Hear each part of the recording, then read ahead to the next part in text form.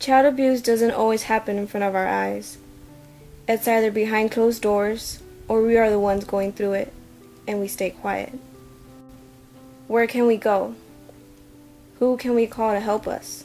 If you look at our statistics, year after year after year, for the child who's been abused, it's not the stranger in the park.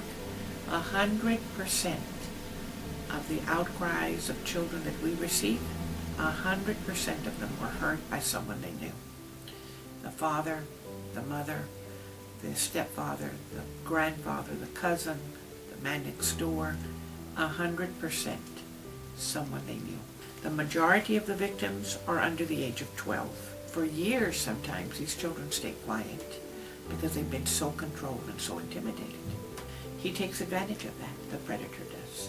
When a child outcries, either to a parent or to a teacher or a counselor, that he has been or she has been abused, the law is very explicit, the Texas law, that if you become the outcry witness, you're now obligated to report it either to Child Protective Services or to police.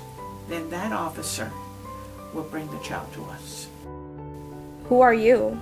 What happens when a child who is victimized is brought to the Children's Advocacy Center? I'm Sylvia Bruni, and I'm the Executive Director for the Children's Advocacy Center of Laredo, Webb County. And the very first thing that happens with that little one is we have 2 forensic interviewers on staff who have been especially trained to interview a child. We need the story, but we don't want to victimize. So our forensic interviewers have been trained to elicit information via indirect questions.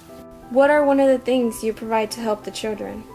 We have a wonderful array of recreational and art programs, and they just come to learn about art, and the results have been phenomenal. Our children do gorgeous work. It just gives them an opportunity to be children, just children. And so what we tell our community is be aware of that and be protective of your children. Let your children know that if anything ever were to happen, that they have the right to tell. We're a place of safety. That's how it begins with us. If you have witnessed any domestic violence on a child or have become the outcry witness, or you have been abused and still are, then keep silent no more. Break the silence. The people from the Children's Advocacy Center are here to help you.